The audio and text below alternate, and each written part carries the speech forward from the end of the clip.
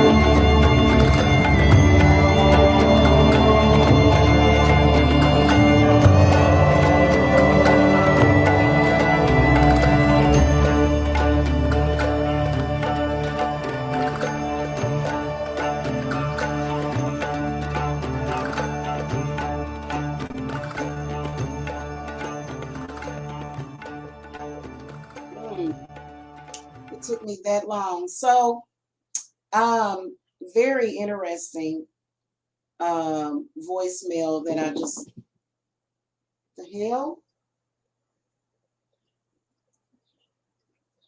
Very interesting voicemail that I just got from someone. And because they were, basically talking about this live that I am about to do. So, if you know that you were somebody in a previous life, that's the whole point. It was a previous life. So, let's say if you were a murderer or a Colombian drug lord, or, sometimes that negativity can somewhat haunt you. But then again, my self as Ma Barker is not negative at all. Okay, it's not. In fact, I want to talk about my plans to visit her house, which they have said is haunted. And so I'm going to show some videos to y'all. If y'all know who Ma Barker was, she was a notorious gangster.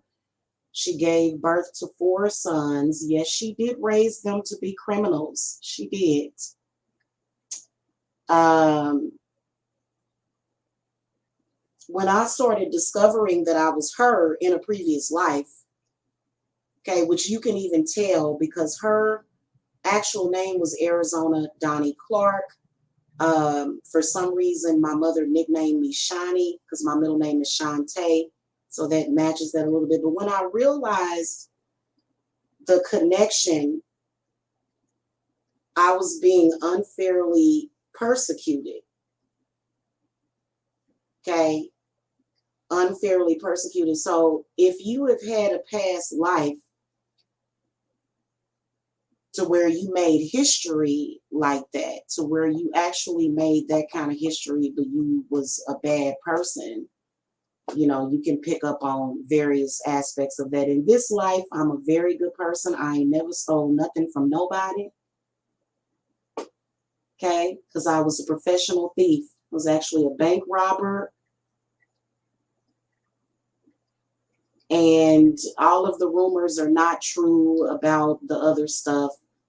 I've heard people say some disgusting things about Ma, which are not the truth. But yeah, well, I guess you could judge her for doing what she had to do to survive back in those days where if you were born poor, you just kind of starved to death. Okay. Things were different back then in the 1910s and 20s. There was no food stamps or WIC. If your neighbors didn't like you to let you have a couple of pieces of bread, sometimes you just went without.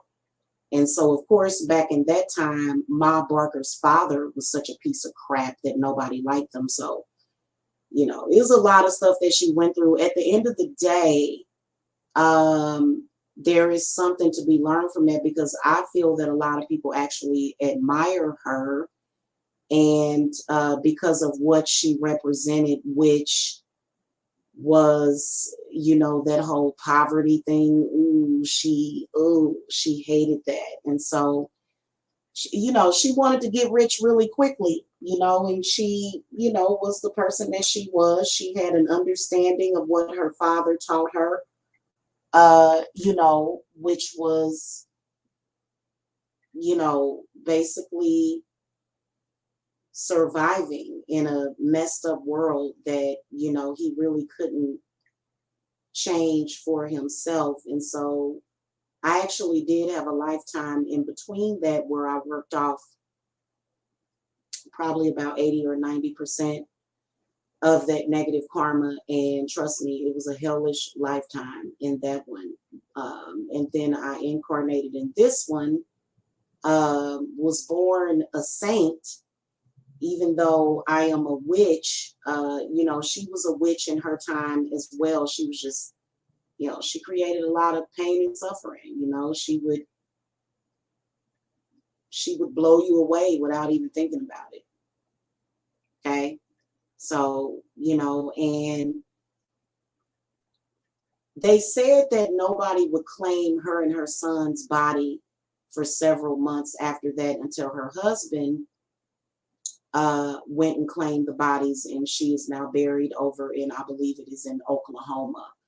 So I do plan to visit her gravesite and see. I've got to get this stuff going, and all of this, in this lifetime, it's been a lot of oppression. She has thought about it. Why was I born black in this lifetime? Okay, that's the furthest extent to her racism. Why was I born black? Because if I were not born black, I would have been able to go visit her gravesite. I would have been over there to visit her house, which is in Florida. I don't know why they buried her away from her house. Seemed like they just didn't, but she was a gangster. She was murdered by the FBI because of her dirty deeds.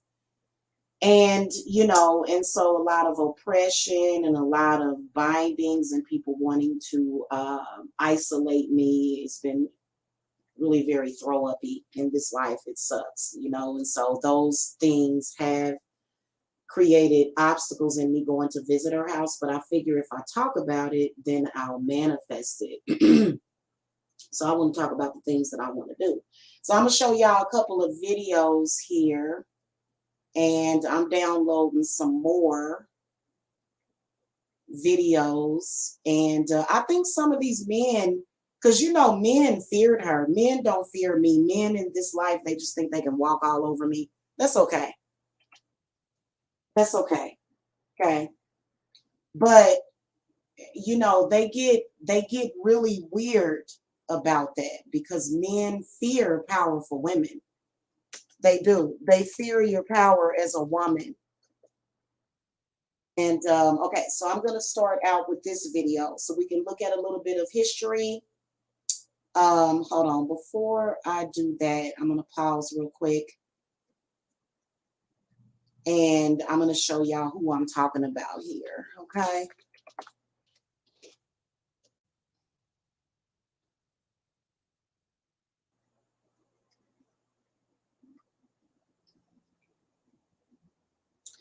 All right. Now, there's no pictures of Ma when she was younger. I found some that might be her, but they're very blurry. I found some pictures only in a video that they were doing. There was some paranormal investigators that were, they did a video, and there was a brief shot of a picture that looked like her when she was younger, but this was her after she was older. And there's, like I said, there's not a whole lot of pictures of her when she was younger, but this is who I was in the previous life. I don't care, judge me, whatever. Okay. And no, she's not. She's very pretty woman. Okay. She even looks like,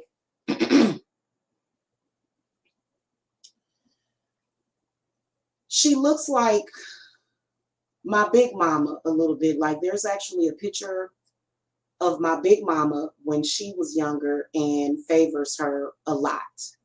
And my big mama was not nobody to mess with. She pulled a gun out on my daddy once. I will never forget that. Never. And she could barely even walk. Okay, because she had gotten, she was older. But here's another picture of her when she was older. And so they haven't, there's not a whole lot of pictures. She was probably in her early 50s, 60s in this photograph right here.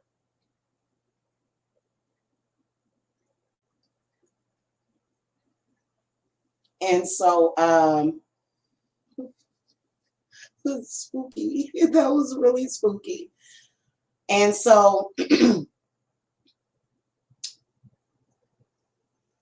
I think she likes for people to talk about her. So that's why we're doing this today.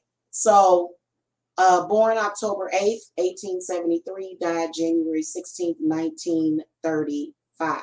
Okay. She had 4 boys.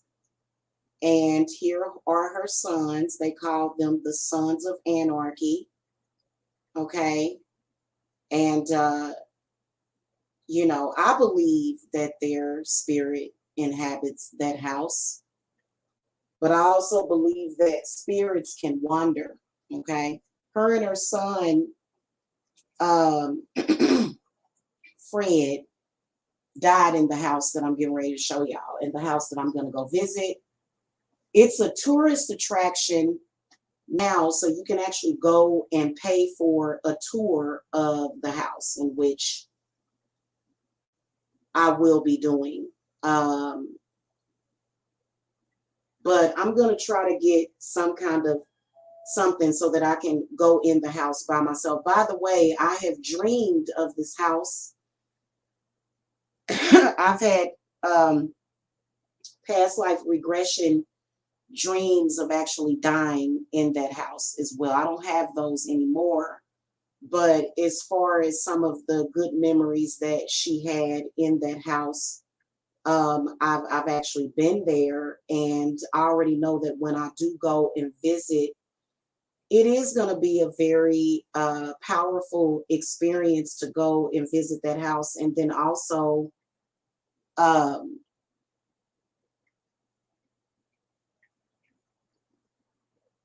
pick up on a lot of the energies that are there, because I know that I have a connection with it. First of all, the house used to be located in front of a lake, but they moved it 2 years ago.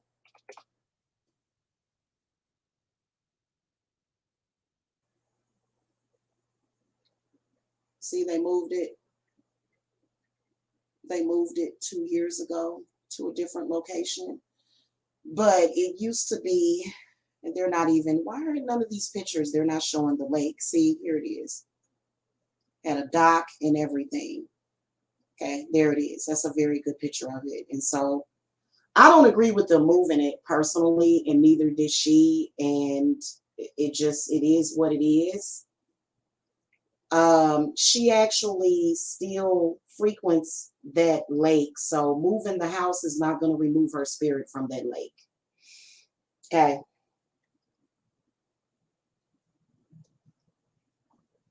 But let's look at some videos, y'all. Where's the video at? Oh, okay, sorry. I'm sharing screen. Well, where did it go? Oh, there it goes.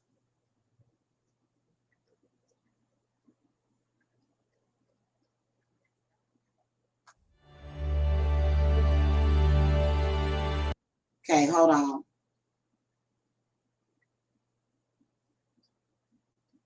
9.5 acres, 342 plus lake frontage.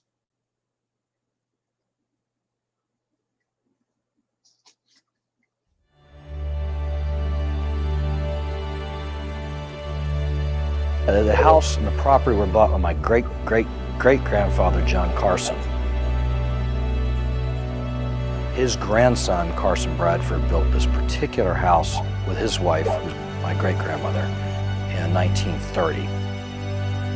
Many generations of the family have grown up with my great-grandparents there, spend their summers there, fishing, sailing, water skiing, boating. My great-grandfather and great-grandmother were contacted by a real estate broker, an Ocala real estate broker, who had come across this family, apparently a very nice widow named Kate Blackburn and her sons, and they were trying to get away from it all. They apparently offered a lot of money, which was a surprising amount of money to my great-grandfather.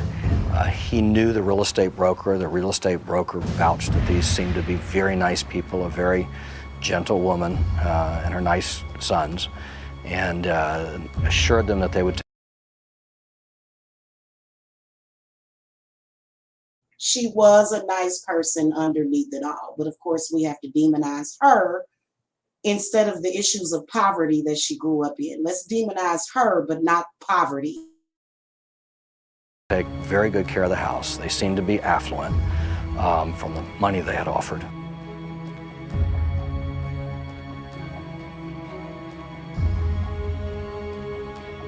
Apparently my great-grandmother did not want to rent the house. She was very upset. She had a lot of her furniture and things there. And not even sure, I've heard two different stories, not even sure she knew it was rented out. One of the stories I've heard from my grandmother was that she didn't find out until after the gun battle. We have some really good information from a guy named Willie Woodbury, who was hired by the Barkers just as a day laborer. The Woodburys lived on the property right next to the Barkers, the main house the Barkers were renting. And what he said is he heard the bullets started shooting at about 5:30 in the morning. Bullets came through their house.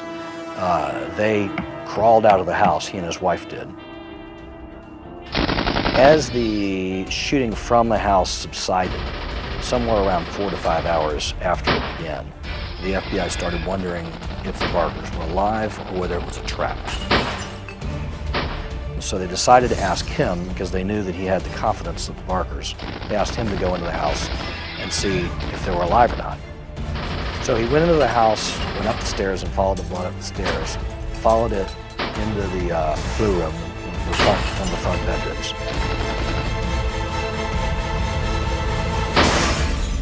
And as he began to open the door, he found the bodies of Ma and Fred.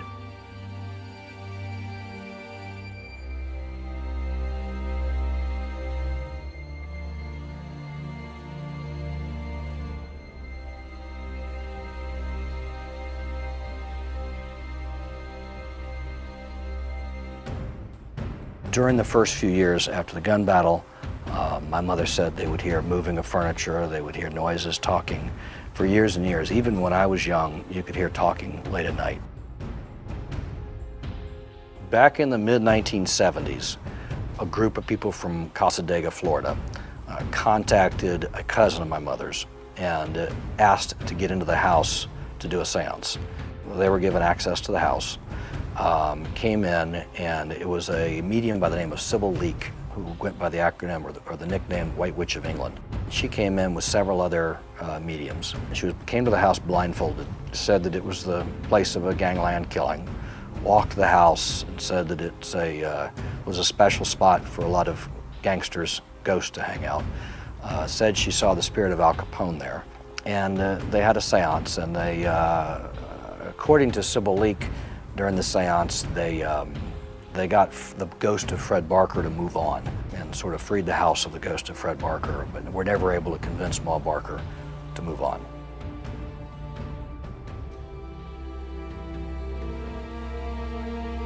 We think the ideal purchaser would be somebody that has a strong sense of history, may use the house for certain entertainment because it should be opened up some to the public. Somebody that would preserve the house and would get family enjoyment out of Lake Weir and the property and these gorgeous trees and oak trees and both preserve it and keep it.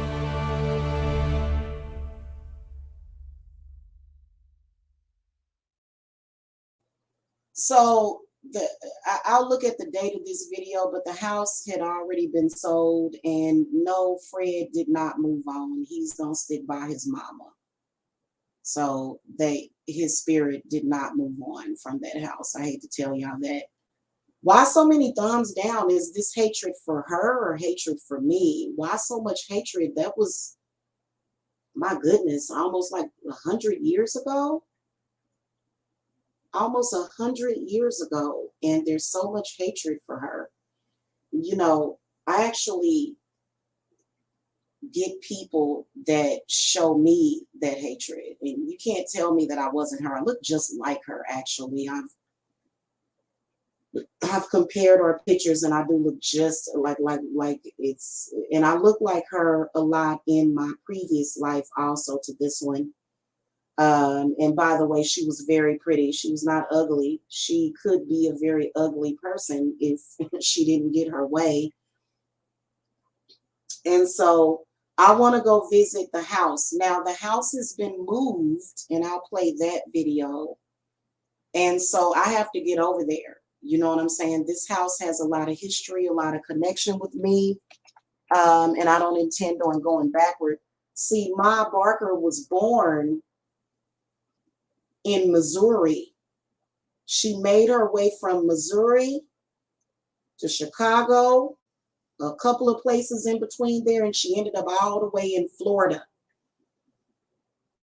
until she got that house. And see, she was one of the first people. She basically created, it was basically unheard of to rent houses back then. It was unheard of. Okay, so she was a trendsetter when it comes to that. She's the reason why the rental real estate market even exists.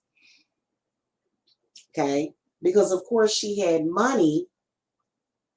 Okay, because she was very rich, a millionaire. In fact, she had a lot of money. She still has money buried in several places, several hideouts that people don't know about. I believe that there probably have been. You know, that money wouldn't be any good right now to spend because this is almost 100 years ago. But, you know, it's still interesting knowing that. And me being a witch in this life, you know, which is why you know, I could find that buried treasure. And like I said, it wouldn't be something that you would want to steal or anything like that, because I mean, I wouldn't want to deal with her spirit, honestly. Okay. She's way too powerful. And like back then, she didn't give a fuck about nobody. First of all, they demonize her, but they don't demonize poverty. And she hated poverty. Now, I can tell you that in this lifetime, the demon of poverty has been chasing her. And and she hates that. She loved her husband, George. She did. She loved him, but she didn't like poverty and she didn't like people that tried to impoverish people. So it's really weird that she would be born as a black woman, because they push poverty on black women. Okay. And see, whenever they conjure her spirit, I can feel it. It's not good at all, because she doesn't like the way she is being treated. She was not a racist. She had nothing against black people at all. In fact, she never committed any crimes against black people. Never.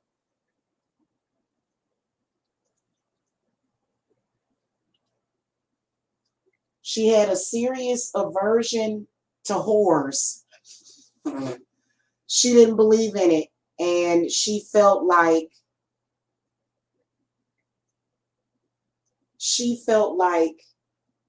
people that had sex outside of love. So there was a lot of disappointment in her sons back then when she was alive, but they respected their mother. They did. And they were always very loyal to her, still are. Okay. And if y'all watch that movie, Shadow Boxer with Helen Mirren, you know, there's several movies of women that are very gangster, and I feel as though a lot of them take pieces from her. So she's a huge inspiration. She was a feminist in her time. She said, I got the right to do everything a man can do. So the fact that women were so poorly treated, all women, black or white, if you didn't have a rich husband, you didn't have shit. She didn't agree with that. So she said, I'm going to afford myself the good life, no matter what nobody says. And she was willing to die for it. And she did. She did. But it was different. She was born into extreme poverty, extreme. Not just that, but also being born to a very sick father. Her mother died when she was very young, which, you know, we can all just about guess what happened with that.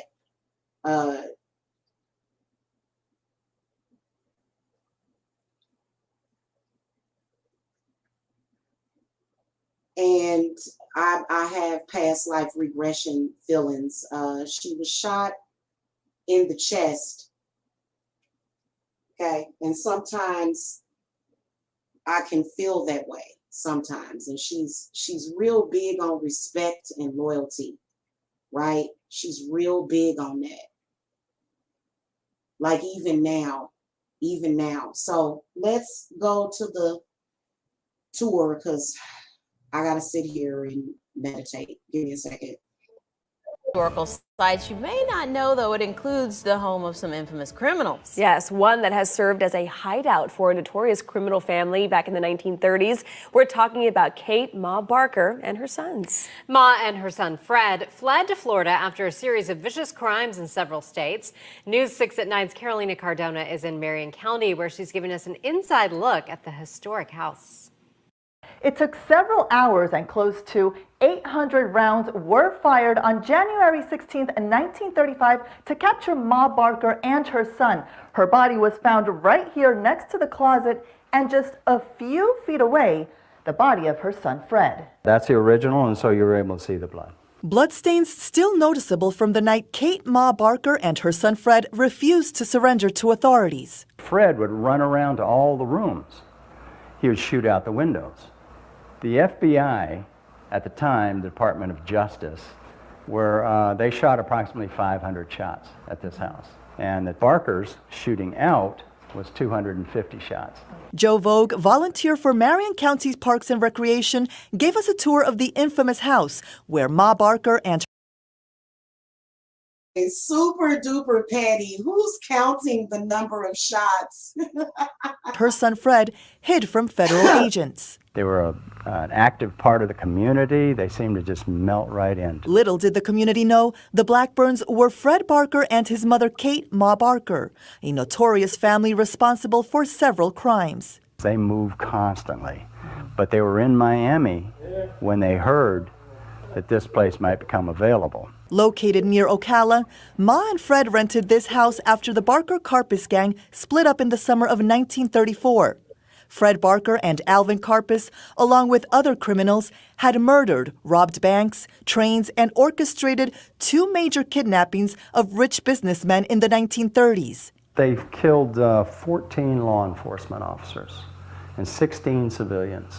Joe tells us it was believed Ma Barker didn't commit any crimes, but she served as a cover-up. She was reaping the benefits, and they needed her because they could move easily where it looks like Ma and her son.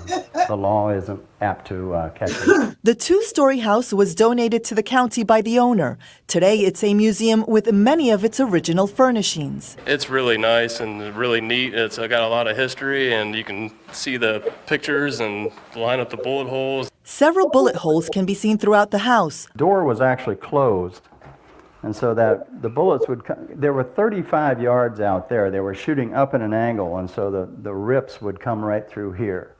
There's a number of holes. A house that seems to have stopped in time, sparking curiosity because of that deadly shootout in 1935. The Ma Barker House Museum is open to the public with scheduled limited tours right now. Marion County Parks and Recreation hopes to have significant restorations done within the next year. In Marion County, I'm Carolina Cardona, News 6 at 9. So fascinating. Yes, it is. I love kind of walking into some of these. You know, and honestly, you know, so you can imagine the enemies that, they're spiritual enemies too, but you can imagine the enemies. And I've been talking about this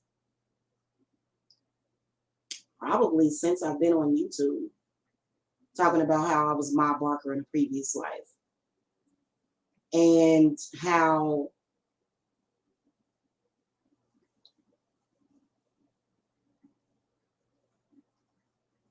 the things that she did in that life should not dictate her life now. Now, just to let y'all know, I had 4 children, 2 boys, 2 girls in this life.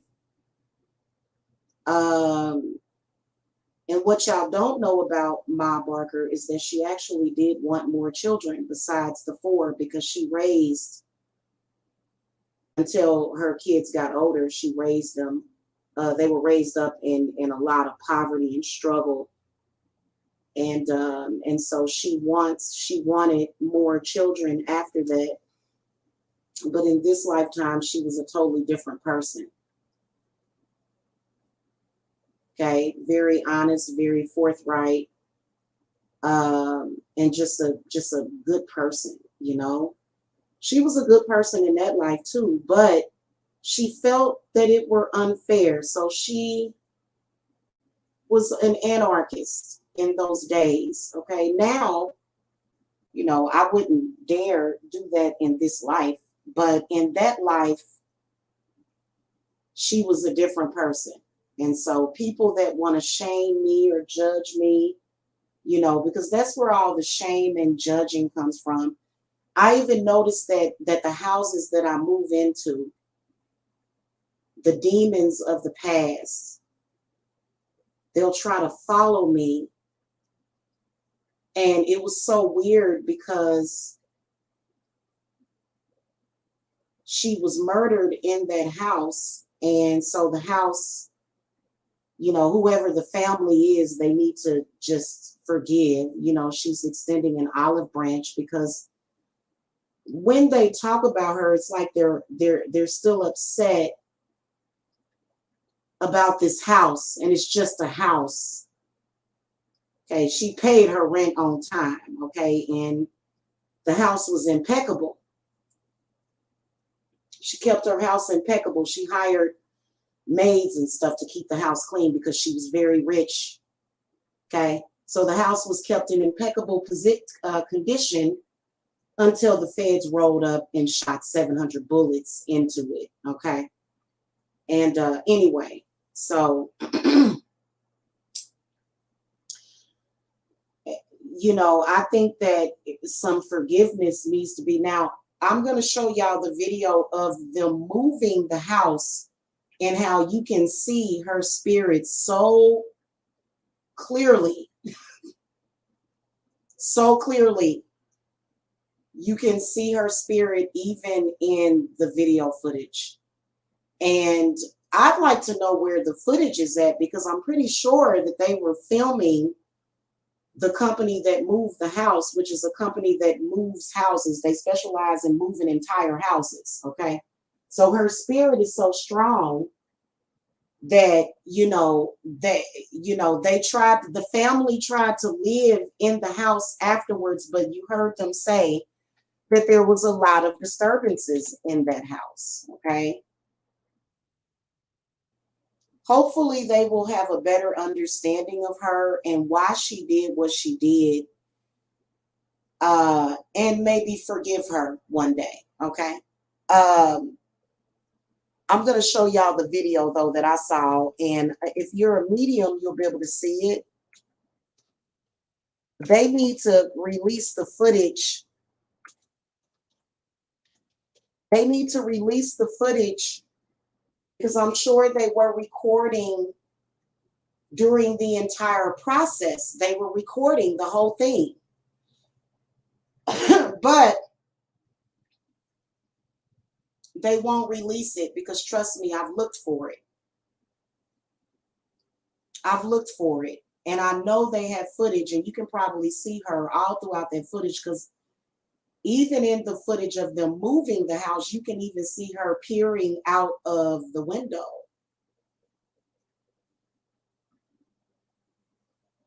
Okay, and maybe we should stop mistreating women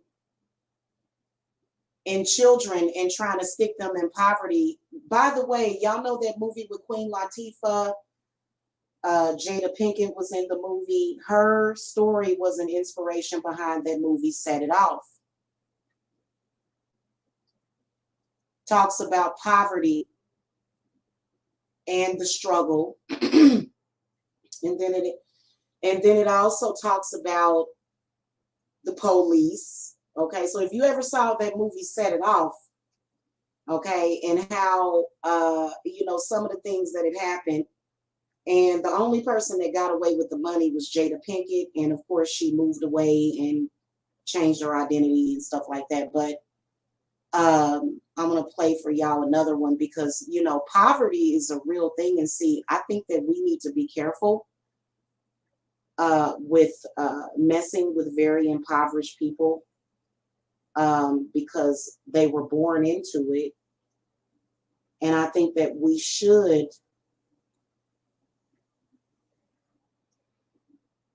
help them. But I think that impoverished people need to show respect, because the one thing, because she lived She lived a very long time, into her 60s, actually. Okay. And she would have lived longer if the FBI hadn't killed her. You know, poverty is something that you can be born into, whether or not you're black or white. So color doesn't really matter when it comes to that, because she's a white lady. Okay.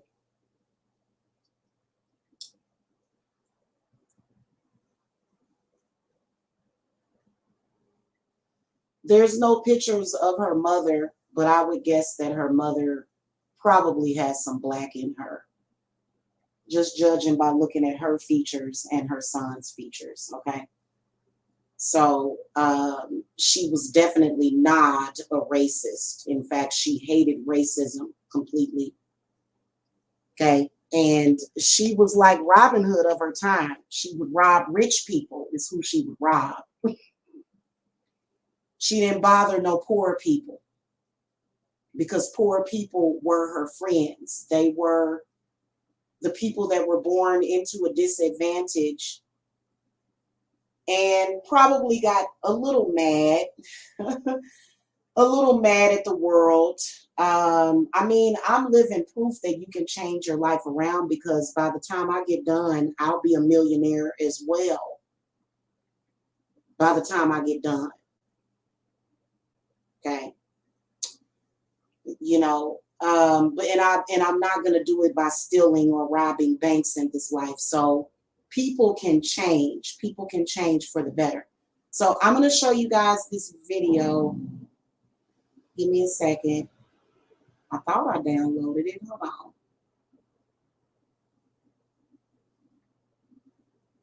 Yeah, wait a minute. Again, I don't believe that they should have moved the house. But, you know, that's something that I feel like her spirit is over. She's over it by now. Where in the world is the video that I downloaded? I can't seem to find it. Because here it is right here. Oh, that's why I can't find it. Okay. Hold on, y'all, because I downloaded it as an MP3 and not an MP4. Okay. Right. So I plan to go to this house, guys. She wants me to rent an RV, go to that house. We want footage, videotaped. It's going to be so fun. Really what I would like to do is spend the night in the house overnight. Okay. And so a lot of people are like, oh, you're crazy. Well, it's my house. It is. Okay. So a lot of people will say, oh, well, you didn't own it, but she died in that house. She died there. So you got to give respect to the dead. She died in that house very violently. Years after the infamous FBI shootout in Marion County, the Ma Barker house has been relocated.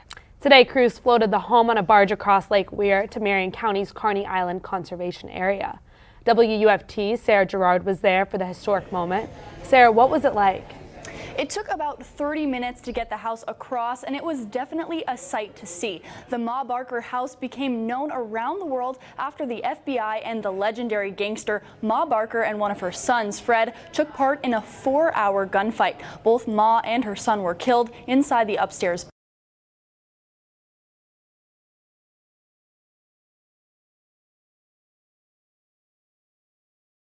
bedroom. The land the house rested on went up for sale in 2012, and the owners decided to donate the home to Marion County. Today, the house, still speckled with bullet holes, took to the water.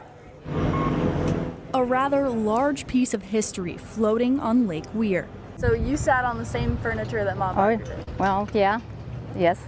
Well, so you sat on a rather large piece of history floating on Lake Weir. So you sat on the same furniture that Ma Barker did? Well, yeah. Yes, I can say that. Not only is the site a landmark of the infamous Ma Barker shootout, but also of Pam Falk's childhood. It's history, you know, we have a lot of memories in that home. Falk says members of her family have owned the property since 1892, and she spent her summers there as a kid. All our families, we use that She spent her summers there as a kid since 1892, and she spent her summers there as a kid.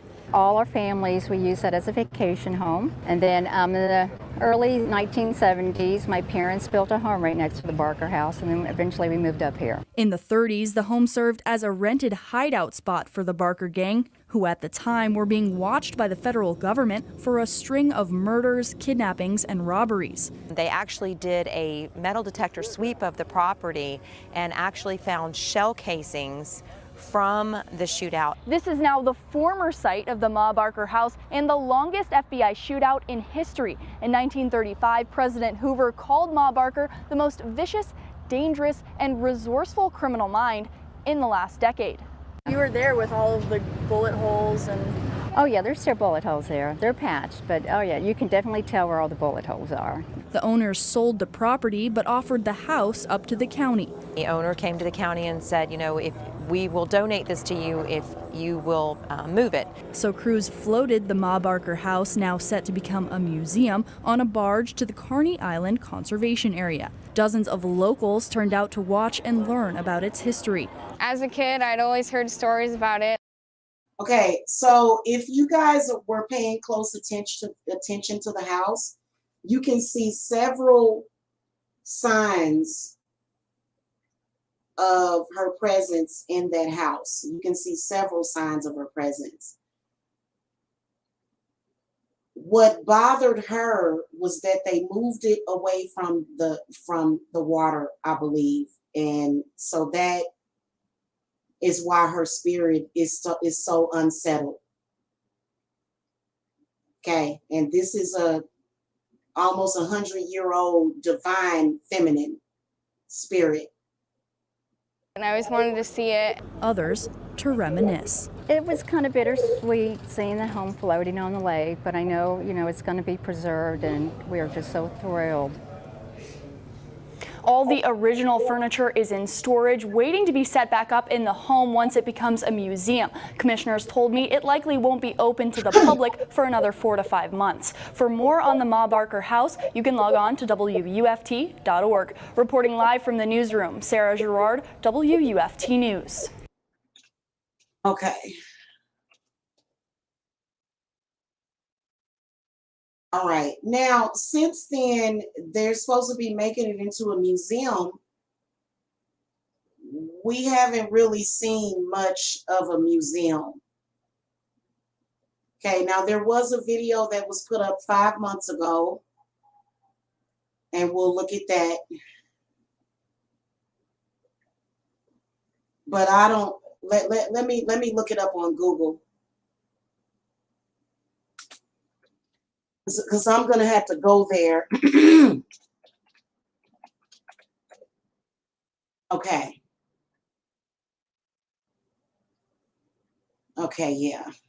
Yeah, she does not like that. Yeah, that location sucks.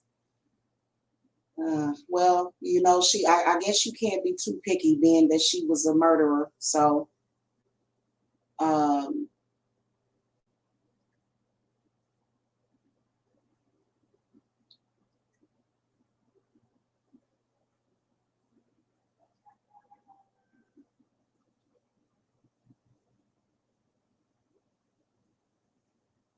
somebody said there is no house at this location. Okay, hold on.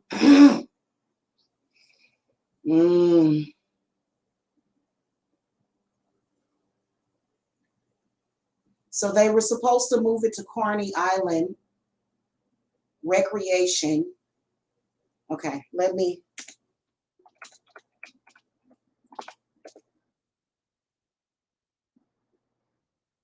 Okay, so there it is right there. Oh, it is right by, it's by some water. But why they're, okay, let's go here. Okay.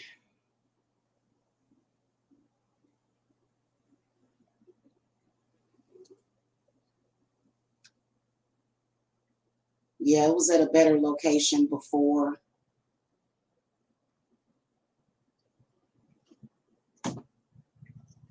Obviously.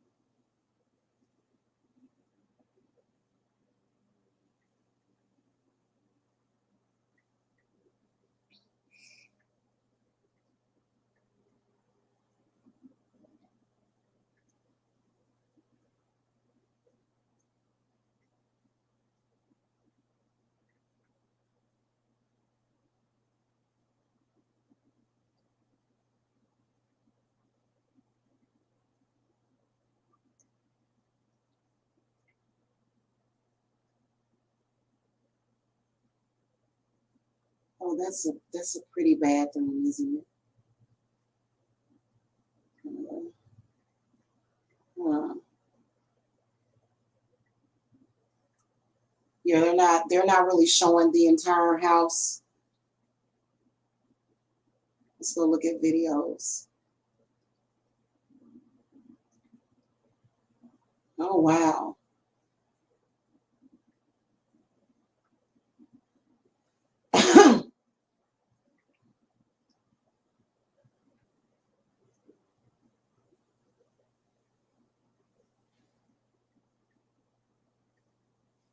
Mm, okay.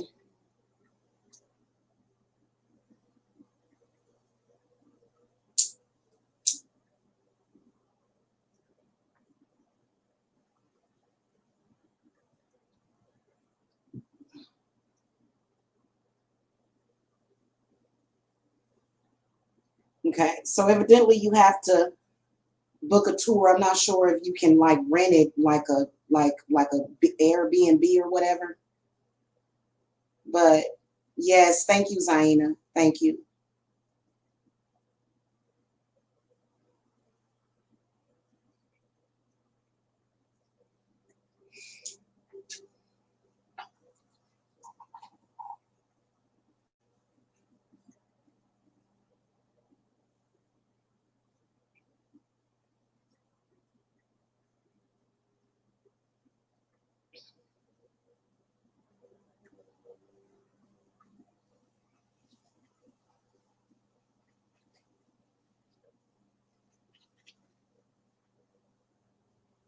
So it's somewhere close to this Carney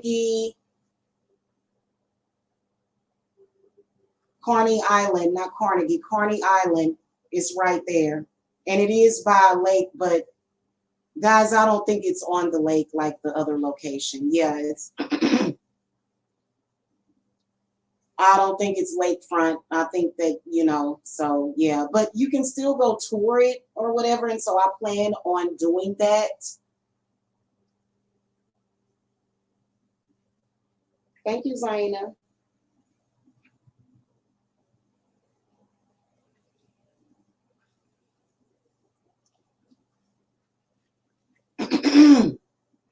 Let's look at this video they did 5 months ago.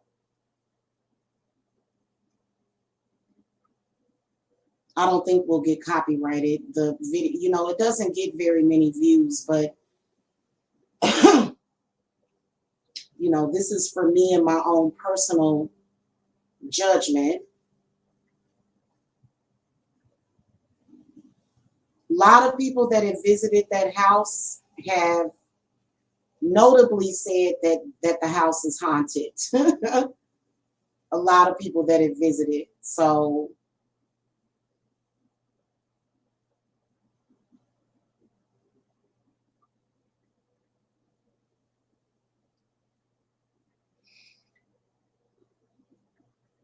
and didn't like greedy rich folk. Like, even though she became rich, she was still very humble. Greedy rich folk that, you look at people that are at a disadvantage and you just, so she deserved every honor that she got. Hold on a minute. Where is the video that I just downloaded?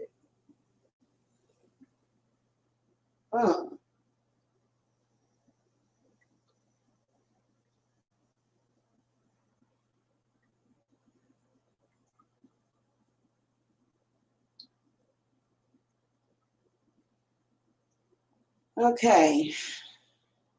Strange.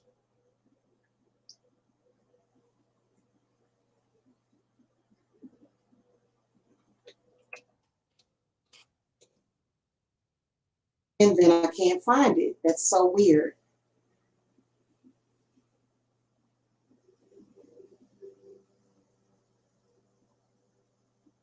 Oh, that's why. That's why it won't let me download it, evidently. That's strange as hell. Wow.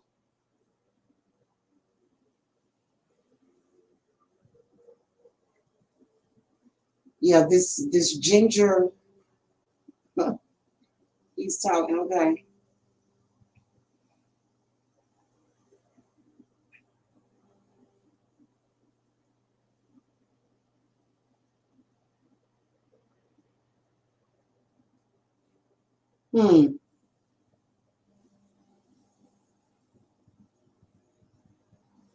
I don't want to play any of Soul Sisters paranormal footage, so eventually I will be visiting this house to do my own footage. Eventually. There's actually quite a few documentaries on here. I don't want to get copywritten. Here's one from 2 years ago. Let's see if they'll let me download this one.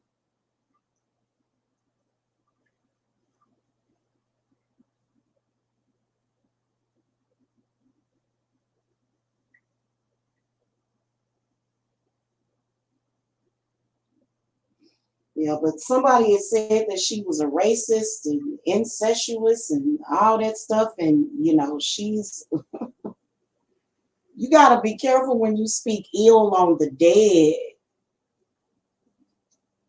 I don't understand people that do that. So she definitely did not hold it against anybody, their race, because back then she knew that her race could be despicable people when they wanted to be, especially if you're poor. And she was poor. Okay. So she got mistreated by her own folks. Okay. Let's look at this one. Hopefully we won't get copyrighted. If you get up to the stop stairs on the left, you'll see where somebody has inscribed in there when the house was built in 1930 in the concrete. So the front porch is new. It didn't come with the house, it was rotten, but we had photographs from 35 and we replicated the close we could. There's photographs in the house, so, you know, they're stuck, they're just laid around the house. So you're welcome to go and look. We'll go through with you, and then if you got questions, comments, or you can just wander around the house that way after that, okay? Fortunately, when they did it back, they didn't do a very good job. So if you find pictures of the room with bullet holes in it, look around and you'll find all, you can probably see everywhere everyone were. So eventually we're going to have a historian come in and hopefully bring them back to life again. That's our goal. These are the weapons that were supposedly found in the house after the shootout with Ma Barker and Fred.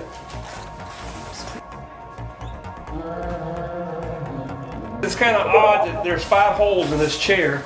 Yeah. There's 2 that didn't get patched, and then there's 3 that's been patched. So that we don't know what happened with that. All the strays, the bullet holes in the mirror. And if you come over here and look at the door, you can find just about every one of these that's here that's patched. When we first drove up, I saw her looking out this window, basically saying, "Get the hell out." So I knew it was this room. See that right there, and you know what? You can see her in the windows, and she has been telling people to get the hell out of her house. She don't like for it. She don't like. I said, "Do you upstairs, the upper left?" So her presence is very much here. That was just a little bit ago when we pulled in? Yeah. Oh, wow. Yeah. Well, I picked them up that quick. So it's hard for me to breathe in this room now. So I got It's hard to breathe. She said it's hard for me to breathe in this room. Okay, so I know that I won't have quite the same experience. In fact, it'll be extremely healing for me, being that I was her in a previous life. Okay. but you know, she don't like that. She don't like that people are walking through her house like that. She don't Yeah, like yeah. Room and Get the hell can you out. just snap the door shut to show you? Get the hell out. This is the first picture I took. I heard that's the corner that someone died. I took another picture and it was no longer there. So what's in your picture? The shadow. The tour today is actually on the anniversary date of the shootout. So maybe that's why she felt the presence or saw something. So this is going to be fun and interesting. Even if I have to go down there by myself because, you know, everybody hates Jamila, just like everybody hates Chris. Everybody hates Jamila. But I think it is going to be very interesting. I've been looking at the journey there, and I would like to rent an RV to do that.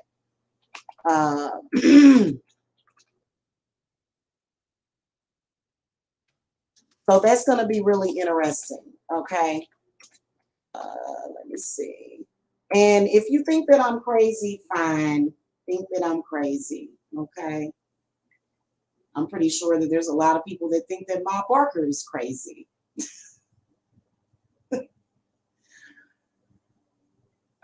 You know, she wasn't crazy. She just was extremely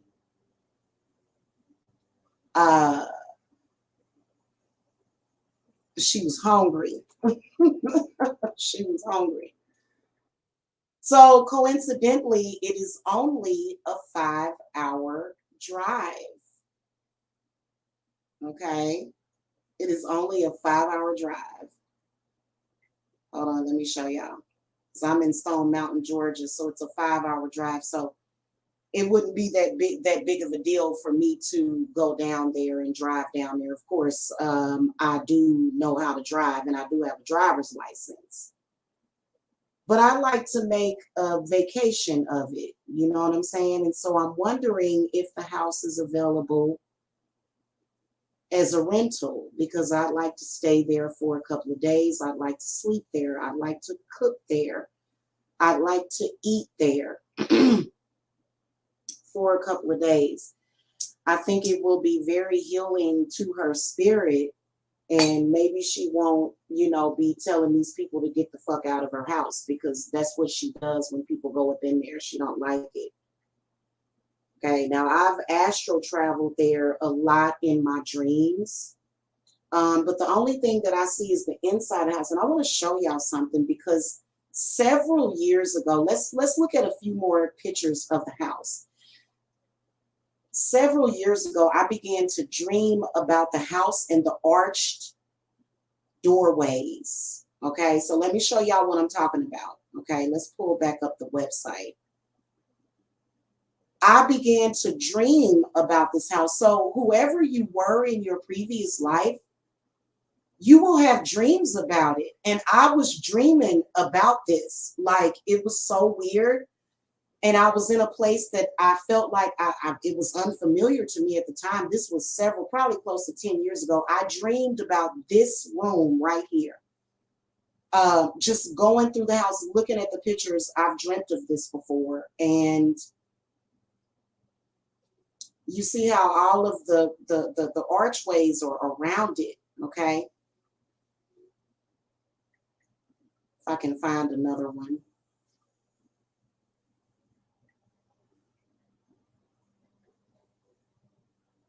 Oh, that's a really pretty picture right there. I like that picture.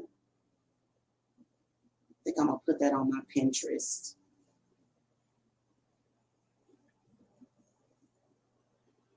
Yeah, so I dreamed about the living rooms where I was at in that dream, evidently. And maybe even in the dining room. I remember like I was walking through this house, and I didn't realize it then. Like, I realized that I was her probably about, like, it had to have been upwards to about 10 years ago, like over a decade ago, when I first heard about her story. And it reminded me so much of me. It reminded me so much of me. And then I had never seen the house before. So This is the truth. I dreamt of this house before I ever saw I had never seen this house before in my life, and I dreamt about it. And I was like, where am I? And it was right around the time I decided to relocate from my hometown. And it's an extremely powerful experience having my own presence. So as far as I'm concerned, she's Ma to me, but it's me. And so it's very interesting the way that sometimes your mother can become you. And it's hard to explain, but I don't want to just tour the house. I would actually like to stay there for a couple of days. So I will be contacting them. I'm pretty sure the trolls are going to contact them and say, hey, there's going to be this crazy lady. She's evil and horrible. And they probably going to say, well, that must be Ma Barker. They going to say, oh, that must be Ma Barker then. So hopefully I'll be able to stay there overnight and really connect with them. And whoever it is that owns the house, the owners of the house. And you never know, I may go ahead and relocate over there to Florida. You never know, I might end up in Florida. She likes it in Georgia, but I may end up over in Florida. I ain't even gonna lie to you. Florida keeps calling me for some reason, okay? Just to let y'all know. So I'm going to try to find some more videos so that as far as with her history, like when she was born.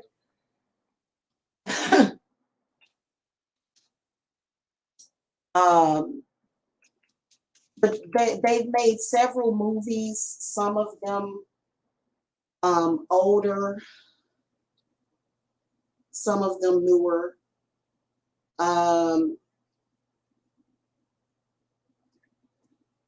The last movie that they made about her life, let me look up the actress's name.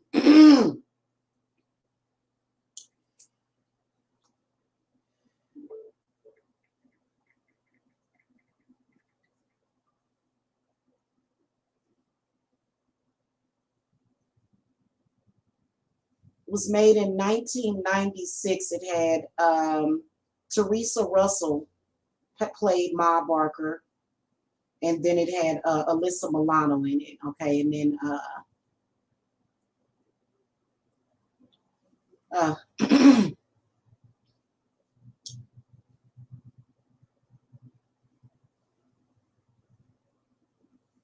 yeah, I'm gonna watch a couple of these movies this morning. Guns Don't Argue in 1957. Bloody Mama in 1970. She was actually sexually abused as a child as well. Listen at this. Bloody Mama, sexually abused as a young girl, Kate Ma Barker, played by Shelley Winters. That'll be, and I'm gonna watch it today, and I suggest y'all watch it too. Grows into a violently powerful woman by the 1930s. I'd say that's an understatement. She lovingly dominates her grown sons and grooms them into a pack of tough crooks. The boys include the cruel Herman,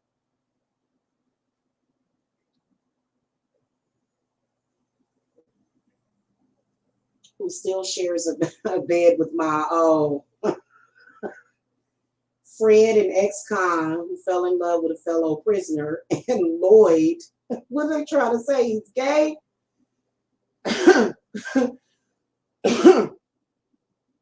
Oh man, they're so disrespectful to her. Hey, how about you be disrespectful to poverty and people that commit child abuse? Why are they so disrespectful to her? They mad at her, but they not mad about poverty and rape. But they mad at Ma. They just seem to, good Lord, they talk so bad about that woman. That's okay. That's okay. But we're going to go there out of love, sheer love. And you know what? If you guys want to go on that journey with me, anybody that wants to go with me, if you crazy enough to go with me, you can go with me. You can go with me. I don't know if we'll have to stay at a hotel or if we can stay at the house, but we're going to go there out of love to go to the house. And so obviously my sons are going to go with me. I don't leave them anywhere. No, it is not dangerous. You know, the one thing about Ma Barker is that she loved her children. She was unmatched when it came to her love for her children. Even though she was she was very unorthodox with the way that she raised them to be thugs. She would never do that in this life, because trust me, she's learned her lesson. Although people seem to try to aggravate her spirit a lot. And I don't think she would say I ain't a killer, but don't push me. She would say I am a killer, don't fuck with me, is what she'll say. And see, you know, it's a far cry from the person that she is now, which is me. And a lot of people treat me like, oh, you're so soft. And that's because I'm not out ripping people's heads off, okay? And I'm happy about that. You know what I'm saying? Because she had her happiness, but when she was alive, up until she was murdered, there were times of great paranoia. She was running from the law. She had to change her identity. Well, everybody know who I am. My first name is Jamila. Nickname is Shani, okay? AKA Donnie Briscoe, okay? So my name in this life is Jamila Shantae Briscoe. Things are a lot different from back then too, y'all. Things were so different back then. It, like, to survive to the age of 60 in that life, in that point in history, to survive, especially being a gangster, was a miracle for her to, you know, because this is the house that she got shot in. She lived in other houses. I'm surprised that they ain't talked about the other houses that she lived in on her journey. That wasn't her first house. She lived in several beautiful homes. But her spirit is attached to that particular house because that's where she died. That's where she was murdered. And they shot her down like a dog. They shot her down mercilessly. Hey, it's a cold world we live in sometimes, ain't it? If you ain't born with a silver spoon in your mouth, and then that ain't always good either.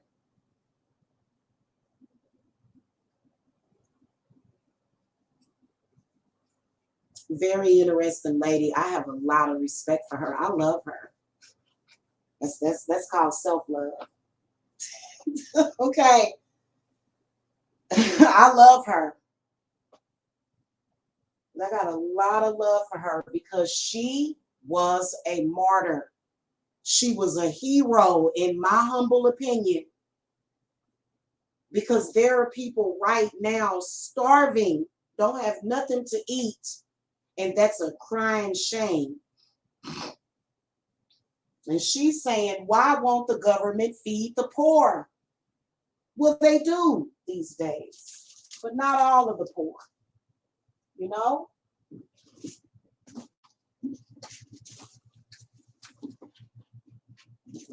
Now, like I said, in this lifetime, she would never get involved in a shootout with the popo in this life.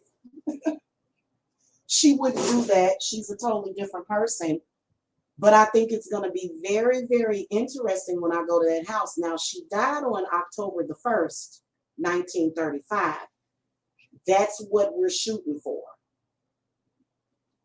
Now, I know that it's probably going to be very full, but because a lot of people like to go there during the anniversary time, because that's when they say that she's the most active, but that's probably, you know, that's the anniversary date. And I think it's going to be a lot of fun. I think that it's going to be very heavy. It is very heavy, like in this lifetime, when I hear about the murders,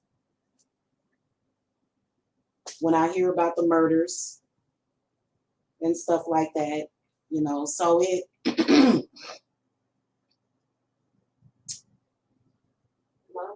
can I say that I'm proud of who I was back then? No. No, well, it isn't. It was wrong, but it's still history. It's still history. It's still very important. Still very important, okay? And you're missing the point. Why did she commit those crimes? Why did anybody commit those crimes? Was she the only criminal of that day? No.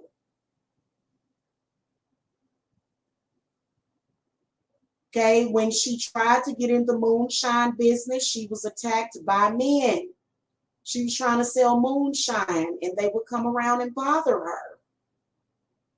So it wasn't just about being a gangster. It was also about being a woman. And none of the men that she had around her would have disrespected her. She can't stand disrespectful men. All the men around her were very respectful of her. Okay. So all of you disrespectful men that harass her in social media,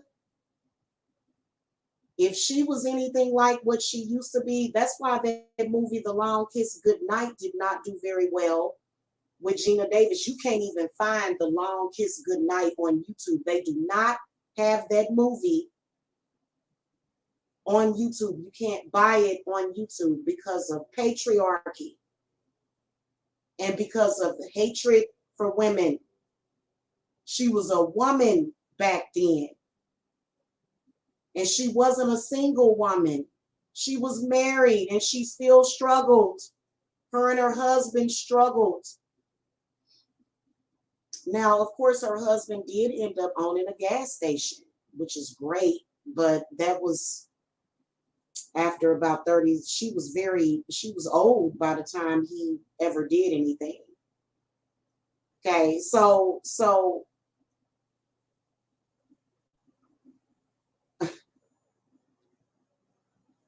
the hatred for her, even though this was in another time,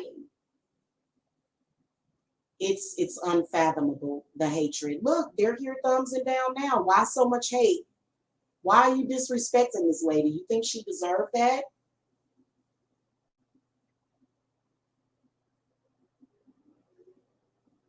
Oh, I forgot. Y'all jealous of everything. I forgot. I'm sorry. What was I thinking? It's not about her. It's about Jamila. Okay.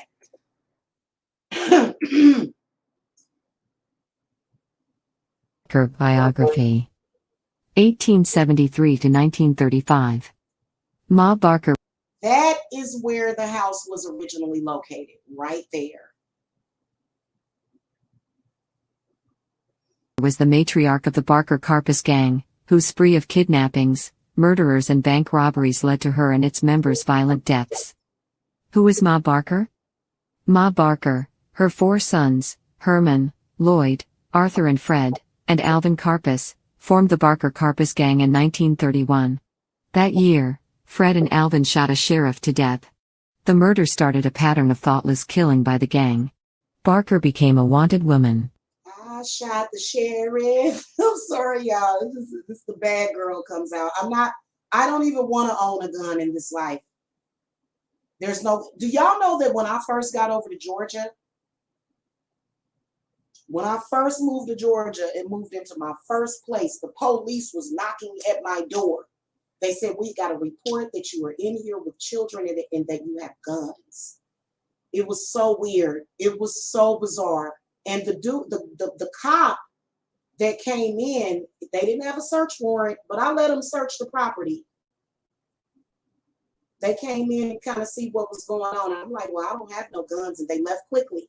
but that actually happened to me in 2015. So this is serious. I'm gonna let y'all know that I don't have to just have angels backing me. I've got a lot of very vicious spirits backing me too. And the whole thing about it is that let her be who she is, which is a witch. Leave her alone. They are constantly messing with me, if you notice. On January 16, 1935, Ma and Fred were shot and killed by FBI agents in Ocklawaha, Florida. Early years. Barker was born Arizona Donnie Clark on October 8, 1873, to a poor family in Ash Grove, Missouri. Her parents were of Irish and Scottish descent. Clark was a headstrong girl with dark penetrating eyes and a nasty temper. Along with her siblings, she attended church regularly and spent her free time singing and playing the fiddle. As a child, Clark witnessed local outlaw Jesse James and his gang ride through her hometown. The sight triggered her thirst for adventure and was a catalyst for her life to come. Personal life. In 1892, Clark married a man who would fail to quench that thirst, a poor, soft-spoken tenant farmer named George Barker. Over the next decade, the couple had 4 sons, Herman, Lloyd, Arthur, nicknamed Doc, and Fred. Arizona Clark had by then had adopted the nickname Kate, and taken her husband's last name. As the Barker boys aged, they were constantly in trouble with the law. Herman, the oldest, was arrested in 1910 for petty thievery. And just to let y'all know, in this life, I have a son that just turned 21 this year, and he has never committed a crime, and he wouldn't think about committing a crime. So they judged her as a mother. How could you let your sons do this? And, all of that judgment and stuff. By the time Barker's 2 youngest, Doc and Fred, had reached their teen years, all 4 sons were repeatedly landing themselves in prisons and reformatories. But Barker refused to discipline her boys and would fly into a rage at anyone, including her husband, who tried to scold them. After the family relocated to Tulsa in 1915, George left Kate. Barker Carpus Gang. In the spring of 1931, Barker's youngest son, Fred, was unexpectedly paroled from Lansing Prison, in Kansas. Fred brought with him a fellow parolee, Carpus. He and Fred agreed to become partners in crime. Barker approved of the newly formed Barker Carpus Gang and let them use her Tulsa shack as a hideout. Living vicariously through the exploits of her boys offered Barker the adventure she had always craved. Fred and Carpus quickly went to work, committing a series of burglaries and small-time bank robberies. In December 1931, they robbed a department store in West Plains, Missouri. The next day, they shot and murdered the town's sheriff, C.R. Kelly, at point-blank range. Kelly's murder started a pattern of excessive violence and thoughtless killing that soon became the trademark of the Carpus Barker Gang. For the first time, Barker became a wanted woman. On March 29, 1932, Fred, Carpus and 3 accomplices robbed the Northwestern National Bank in Minneapolis and made a clean getaway. The Barker Carpus Gang got away with more than $250,000 in cash and bonds. In September of 1932, Barker's son Doc was paroled from a murder sentence at the same time that his brothers were free. The Barker Gang was back at full strength and more menacing than ever. With Barker's blessing, they quickly plotted another bank job for December, at the 3rd Northwestern National Bank in Minneapolis. This time, however, they failed to adequately think the job through. The consequence was a violent shoot-negation out with the police, which only served to solidify their reputation as the most vicious criminal gang in America. Death. Another shootout between the Barkers and the authorities would occur on the morning of January 16, 1935, when the FBI raided the house in Ocklawaha, Florida, where Barker and Fred were staying. Heavily armed FBI agents surrounded the house and ordered the pair to surrender. With no reply, the agents threw tear gas canisters at the windows. Fred fired a machine gun and a shootout began that left the house riddled with bullets. Fred and Barker fought for their lives, shooting back with everything they had. Finally, after 4 hours, the federal agents began to run out of ammunition and the scene became deathly quiet. Barker and Fred were found together, dead in an upstairs bedroom. A stash of weapons and thousands of dollars were recovered at the house, Yeah, and you know what? I think that's where a lot of the hatred may come from is the fact that she did kill a police officer. So I think that that within itself uh, kind of makes, and so that's why in this life I have a very good relationship with the police. I ain't got no problem with the popo because I don't commit crimes. But there have been times when I've been targeted, that of which I don't want to talk about. And because everything ended, it ended fairly, okay? Because I haven't robbed any, I don't even shoplift from stores. I don't boost from stores. I don't shoplift. I don't do any of that stuff. But I think it's very important history, and I'm going to this house. In fact, I probably won't even feel right until I go to this house. It's going to be extremely nice to get over there in Florida and go and visit the house and go and look at the attractions over there. It's obviously a preservation area as well. It's going to be a lot of fun. So I plan to do that. And it needs to be this year. Okay, so these are some of the things that I'm focused on, not just for show on YouTube, but for my own personal past life regressions. The reason why I need to go over there. Okay, so if you guys are interested in being a traveling buddy, okay, and yes, I will make sure I throw the cards on y'all this time. I'm not going to go into anything willy-nilly. But if you want to, go off the deep end and have some fun and go over there, like I said, it's only a 5-hour drive from where I'm at. Then, maybe so. Maybe so. Jamila, make sure you travel. Before you travel, make sure you get the COVID vaccination. What the hell? I'm going to be driving. I don't need a COVID vaccination to drive.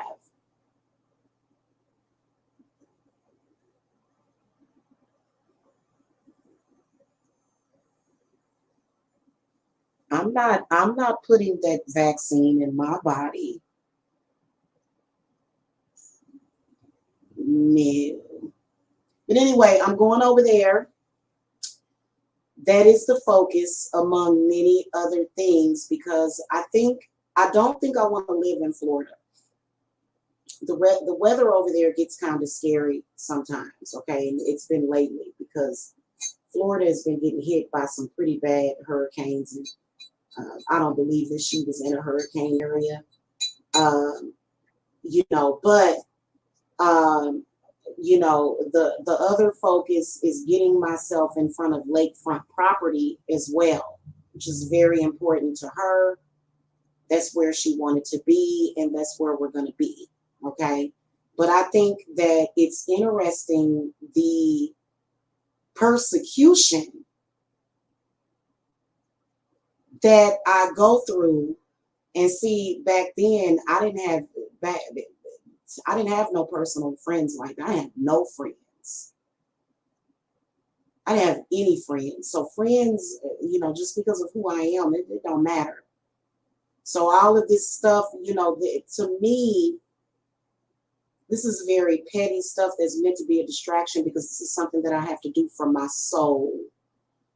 I have to. And then I think it will also be very, very interesting to go over there and so like I said, I'm going to contact them. I'm going to ask them if I'm going to actually be able to sleep at the house for a couple of days, or if I just have to kind of get a hotel nearby. And then just go there and visit, okay, every day. And also, I would like to visit the original location, because it's something about that location. And so it just depends, because I've had so so much hatred. You know, I kind of live the life of a villain, even though I'm not a villain in this life, to the point where, you know, I've been alone. And so hopefully we can change a lot of that as far as with, because here's the main components that she hates. She hates the fact that it's 2021 and women are still being discriminated against, because she went through a lot of discrimination. See, I can tell you the stuff that she went through other than, and her struggle, the things that she went through other than becoming a bank robber, becoming a notorious gangster, and being shot. That's all they ever tell you about her. I know her soul resonance because it resonates within me every single day. How I'm the only witch on here that seems to be going through the turmoil of patriarchy, and among other things. So for me, my focus is on that. If you're somebody that wants to go there in that journey with me, then we should do it. But I'll do it by myself if I have to. Because they're stupid, Slick Shocker, because they're stupid. They're ignorant. That's why they did that. But yeah, that was a sign of it. Okay. It wasn't about what happened. I think that I wouldn't call them stupid if they would stop what they're doing. You know what I'm saying? If they would actually stop, like they've served their purpose already, which was to confirm who the fuck I am. They've served their purpose already. But, you know, now they're kind of living beyond the whole purpose that sector even existed in the first place. And if you notice, that sector is very down on mothers. And so, you know, having that soul resonance, they don't know anything about it. They're just kind of like empty seaters. They don't know. They're like bobbleheads. And right now at this point, all they know is what works. You know, they know that my energy is very valuable, and that's why they still use me in that sector.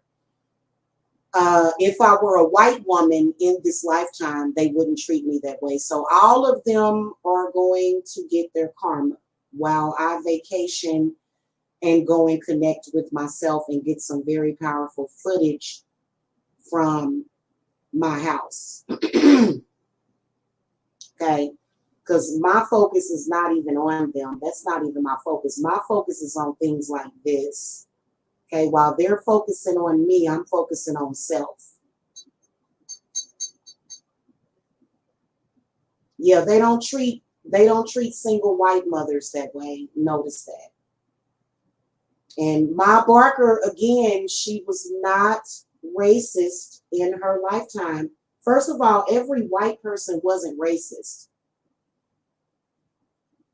Okay, all white people ain't racist and hate blacks.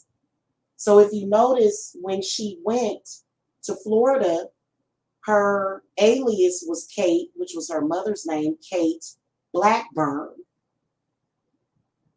Okay, which was symbolic of, because, I mean, let's face it, it don't matter if you white or black. If you ain't got nothing, or if you don't have the education, you're going to struggle just as much as any other black person. All of that whole supremacy, white supremacy thing is a fraud. So that's the main problem that she has with that sector, but no one, trust me, she doesn't care. We don't care over here, honestly. In fact, they're not the only people to even be worried about. They're kind of at the bottom of that list of enemies that she has to deal with, because, you know, being that I was her in a previous life, I do have spiritual enemies, you know, and they come in and they try to haunt me, and I have to let them know, hey, I am not that person in this life. And they're like, oh, well, this isn't her. This is a black woman. Because they can't recognize me because I am black in this life. But I do look a lot like her. In fact, look just like her. You know, some You know what? If you notice, when you look at black people and white people, the only difference really in some of them, because I've seen white men with big old fat noses, I've seen white men with big old fat lips. The only difference is the skin tone. Yeah, they are. You're right. You're right. And they probably should get more of a hold on themselves and take control over themselves, you know, but it's all in spirit. Everything that comes in through spirit is okay. Okay, it's something that, you know, honestly, that sector you're talking about, like I was talking about earlier, it bothers y'all more than it bothers me. But it does make sense. But I've been getting persecuted. Like when I first started going on my spiritual journey, my past life instantly kicked into gear. As soon as I started practicing witchcraft, that's when my past life as her kicked into gear. I actually went to jail over in Lee's Summit, Missouri. I actually went to jail and I hadn't done anything to anybody. Okay. Oh, y'all like those kind of shows? Why? Because they're so real.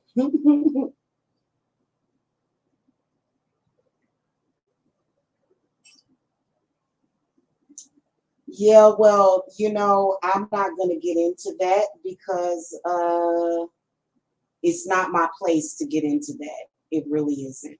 Okay. But all I will say about that is that some people are not ready to face their past self. And I am. Okay. And if you think this is boring, then don't watch. If you think this is boring, you just you misspelled boring. Well, I'm sorry if this is boring to you, dear. I'm so sorry.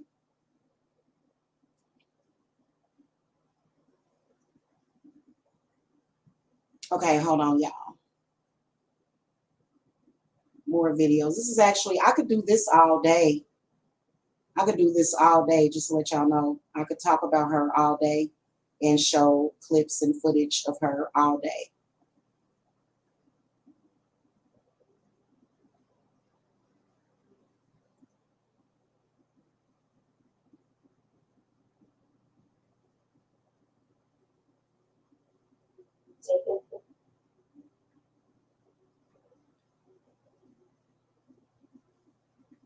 I just wish that y'all would get over coming on here thumbsing down my videos. If y'all could hit the thumbs up, please. They don't understand. That's just like one of them called me this morning. I can see that you have a show set up. You know, Kate Barker was a criminal. Ma Barker was a criminal in her life. Duh. What are you talking about? It's just like dealing with Dumb and Dumber. You know, they don't get it. Okay, and we're not gonna you know, Jamila, they like,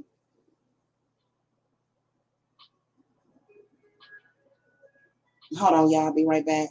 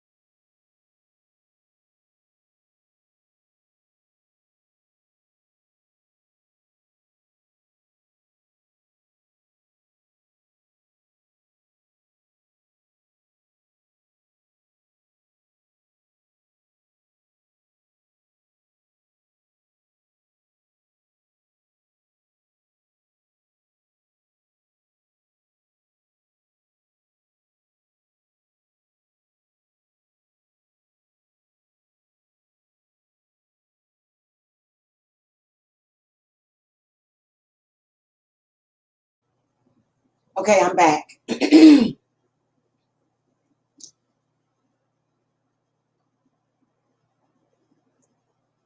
And Slick Shocker, do you see how stupid that is? What, am I not human?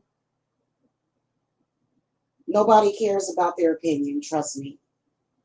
Trust me. When I go visit my house, I'll probably cry tears of joy. No one cares about what they think, honestly. I think that really what they should do is just move on. Okay? That's really what I think they should do. And all the fake weak stuff, you know, that's ridiculous. Okay? What do they want me to do? Show up at their house and blow their heads off, and then I would prove that I wasn't weak? Is that what they want? Now, why would I do that? I'm having a good time. I'm having a good life. Why would I do that? So would it make me not weak to show up like Ma Barker and kill them? Is that what they want?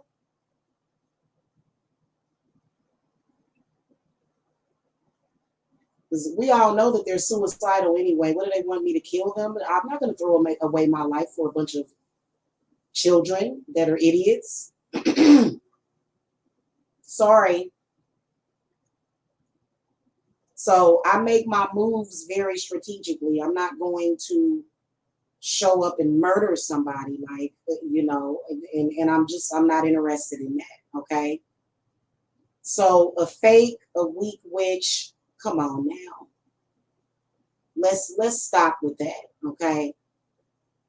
And literally, if I were stupid, I would show up and murder them. I would take revenge out on all of them. But for what? Obviously, I'm not a fake witch if you've been stalking somebody for 6 years. That don't say a fake to me. Okay, but anyway, let's get into the next video, y'all. I'm about to do another video.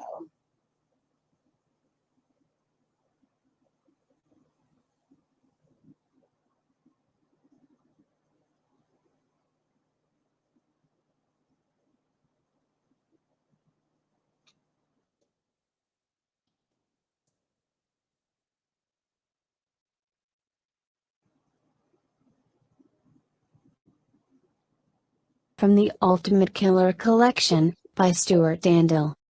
M.A. Barker and Her Boys. The Barker Gang. The name Ma Barker is probably not so familiar to most people. Her villainous actions and those of her 4 equally violent sons, earn them a place in the annals of history as one of the most truthless gangs to roam the USA. Together, Ma Barker and her boys terrorized Midwest America in the 1930s, robbing banks and taking lives at will. There is no doubt that she was the driving force in the family, and the bond was so strong, her sons were happy to follow wherever their mother led. Kate Barker was born in Springfield in 1872, and she was no stranger to the crimes of the Wild West. Her childhood hero was the outlaw Jesse James, and it hit her hard when he was shot and killed in 1882. Kate, as she was known, was not a pretty teenager, and struggled constantly with her weight. She was flattered when she received the attention of a local farm laborer, George Barker, and even more so when he asked her to become his wife. Together the couple had 4 boys, Herman, Lloyd, Arthur, Doc, and Freddie, who was the youngest and most definitely Ma Barker's favorite. The family lived in an impoverished state, in a house which was little better than a shack. From an early age, Ma Barker started to hone her little lads into criminal shape, and it wasn't long before the Barker boys caught the attention of the police. It would frequently fall on Ma to use her very best persuasive skills to get her boys out of jail. There was no doubt who wore the trousers in the Barker household, however, and by 1927, a very downtrodden George decided he couldn't take any more and walked away from his family.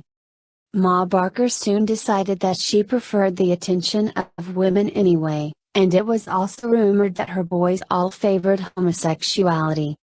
By the early 1930s, the Barker family had moved on to more considerable crimes, such as bank robberies. It wasn't until a 6th member of the gang arrived, however, that their escapades took on a more serious nature.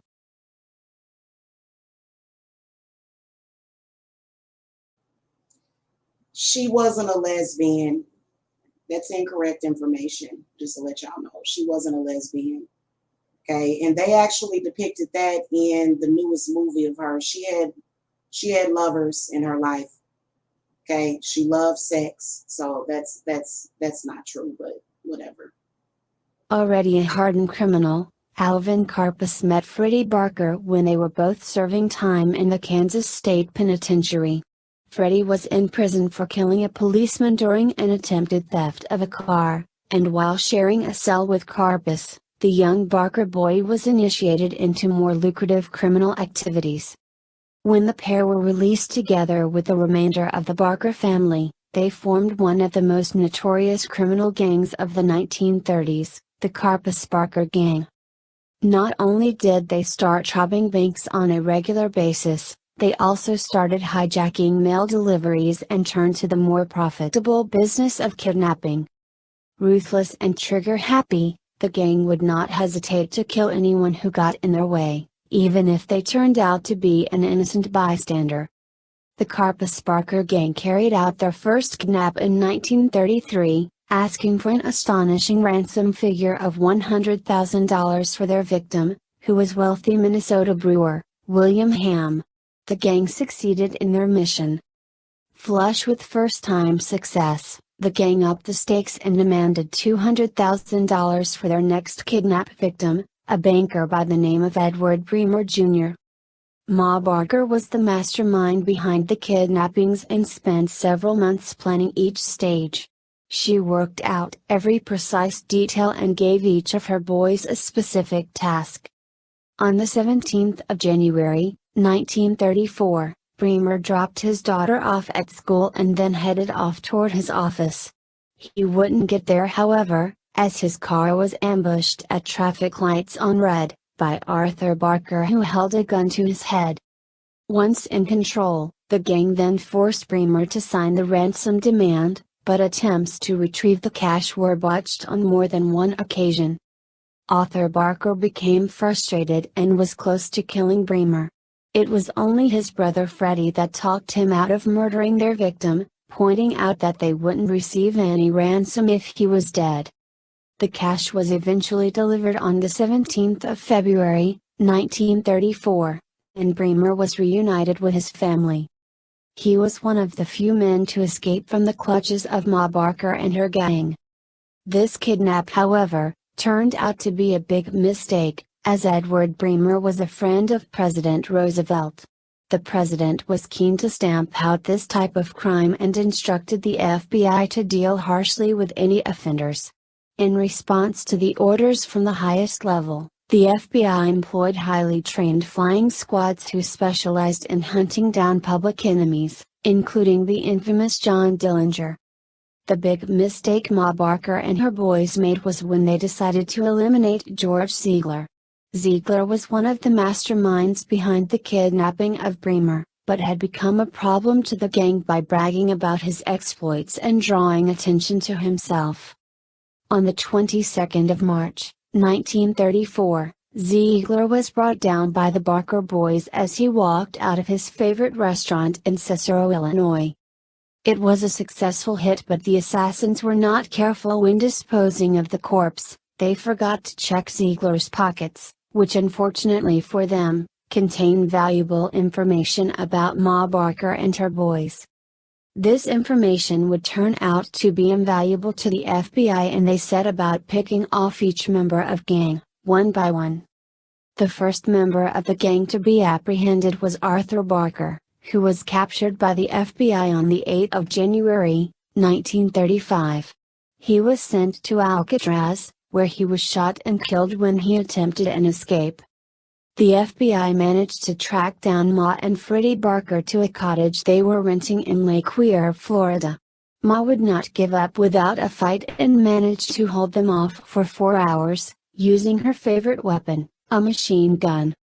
Ma Barker and her beloved Freddie were both killed in a massive gunfight. Lloyd Barker was caught peacefully and served 25 years for murder, being freed in 1947.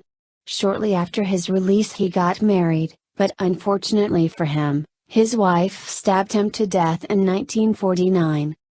Herman Barker was wounded in a gun battle with rival gang members, and rather than let them finish the job they started, he killed himself with his own gun.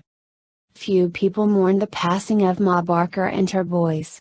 Many believe that she had given birth to sons of the devil and had little doubt that she was evil personified, who passed on her love of killing and violence to her sons. Sometimes things just run in the family.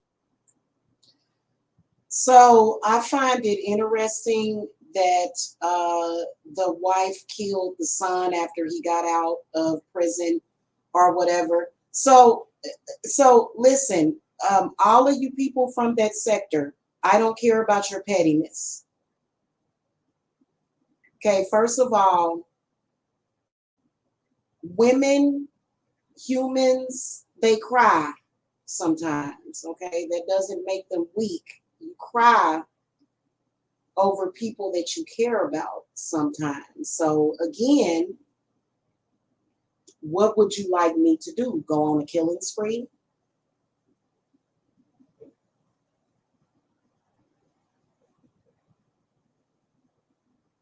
Okay, and Slick Shocker, I can see your comments. I'm not a victim and I'm not weak.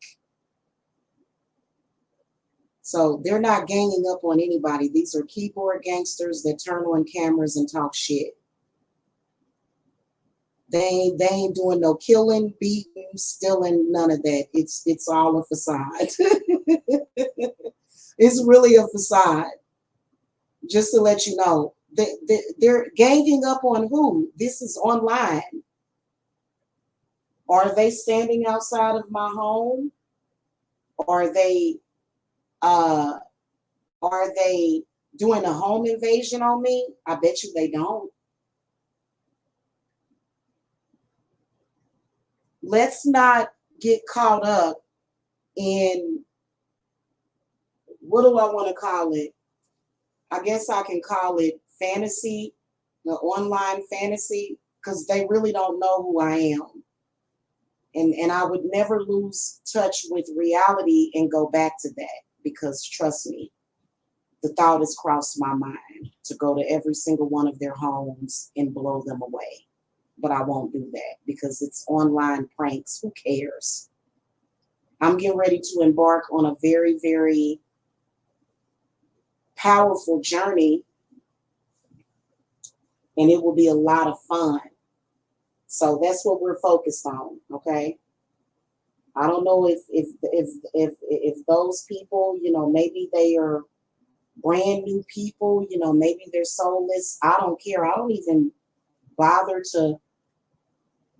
really bother to care. Like, I think that what they try to do is they try to make themselves more important than who they are, because they're not that important to me. I've said that over and over again.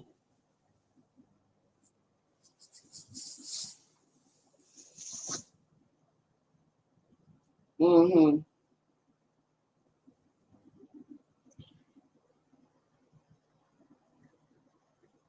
Yeah, well, it wasn't that big of a deal to me, but you know, and again, what does that have to do with what we're talking about? Can you please stay on the subject? Because honestly, when that happened, you know, I really honestly don't care about that. It was all fake, fake, fake, fake. Now, here's another thing that I'm going to tell y'all. This person that y'all keep bringing up in the chat room, you're going to be blocked. Okay? Y'all, and y'all supposed to be respectful of this person, but yet you keep bringing him up. Don't you? Don't you? You keep just Mike. Do you even know who he is? Like, I do. Just Mike. Why is that y'all focused 24/7? I don't even think about that situation that much.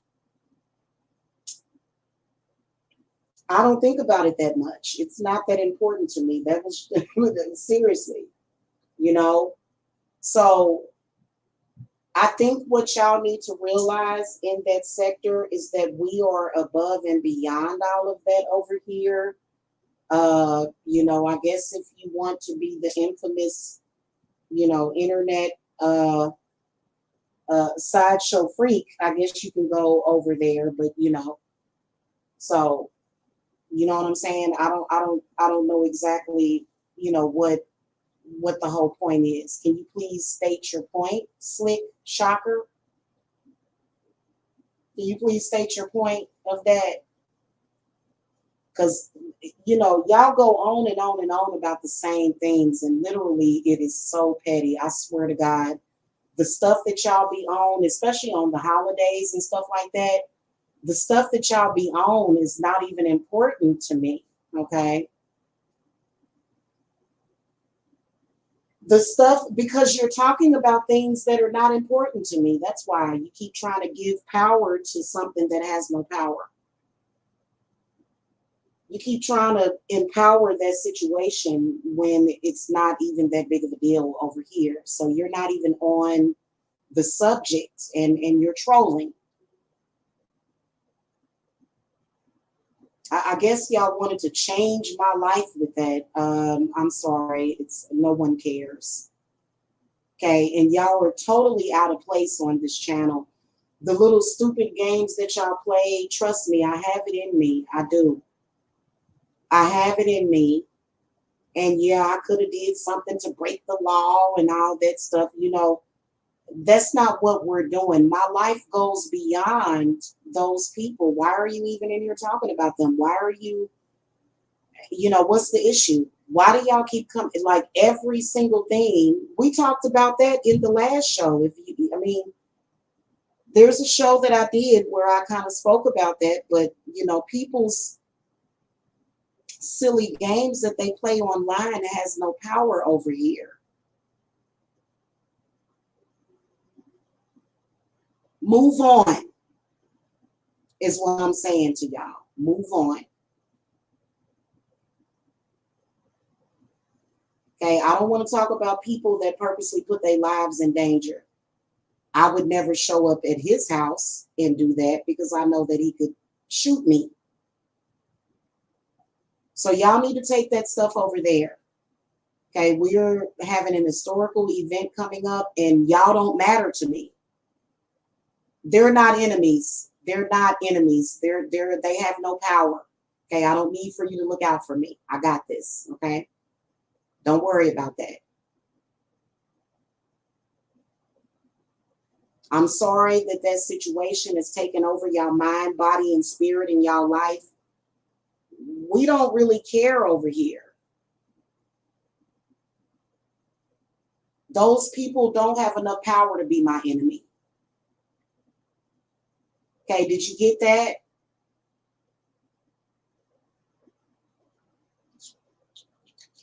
You ever see those movies or hear those stories about a very ignorant person stalking a woman, and he didn't realize that this woman had a lot of power and could literally destroy him? You ever see one of those movies and stuff to where, that's what they remind me of. It's time to move on. They're not my enemies. I don't know what you're talking about. Those people don't have enough power to be my enemy. Okay, they don't control or run anything over here. Just to let you know. In fact, it's the whole situation has become extremely petty, if I must say so myself, and it's been going on for 6 years. Nobody even knows what these people are talking about. You don't have any connection with my history. You don't have any connection with me. It's time to move on. Okay, I don't need for anybody to look out for me. I'm good. Okay, and I'm really, really,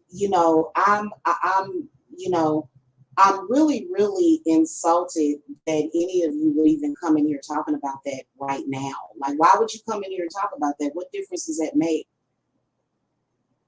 First of all, I'm not a 14-year-old child on the internet. I'm a grown woman. Okay? People harassing me on the internet is not that big of a deal to me. Okay? Your agents, your ops, whatever. Move on with your lives. I can't believe that y'all would disrespect this lady like the way that you're disrespecting her. Okay, you realize that you're being very disrespectful along with sunshine, blue skies. You're being very disrespectful to the memory of Ma Barker. I don't care. And I don't care about the video. See, they bother some of y'all more than they bother me. I don't care. We all know why she did that. She's nobody to me, literally. I don't care about her like that. Everybody know what I look like.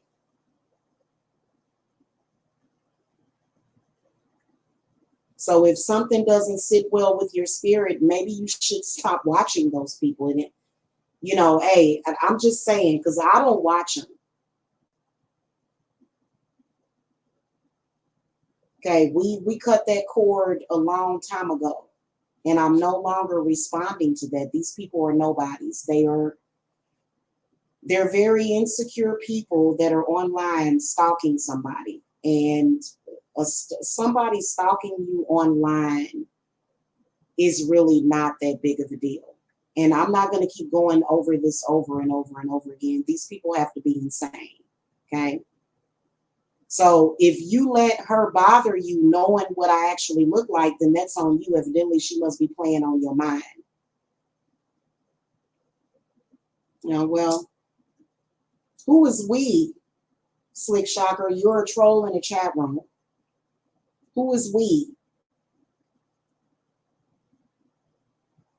I don't see any of y'all fighting for me right now. Who's fighting for me? I stand alone and with my spirits. Who are you? Who exactly are you fighting for again and supporting? I don't think so.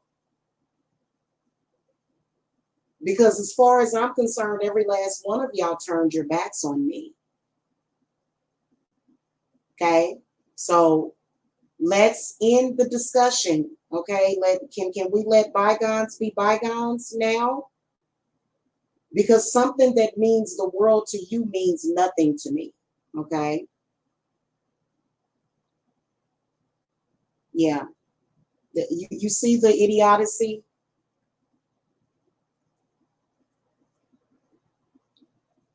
It's sick. People are sick and pointless. Okay? You need to get a life. Get lives, for real. Get lives, please, and quick. Anyway, y'all, that's what's coming up very soon. Got about a couple of months coming up before that. And we're going to get all of that popping. And again, we talked about this earlier. You're at the wrong video if you're tripping off of that. If you care about that, go to the video that I did earlier this morning. And by the way, you disrespectful people are probably going to get a visit from Ma. And you're not going to like it. Okay, just to let y'all know. Okay. All right, y'all. I will see y'all later. Thank you for coming. And I'll be back later with that footage, okay, of me visiting my house over there in Florida, okay? All right, y'all. Love and light.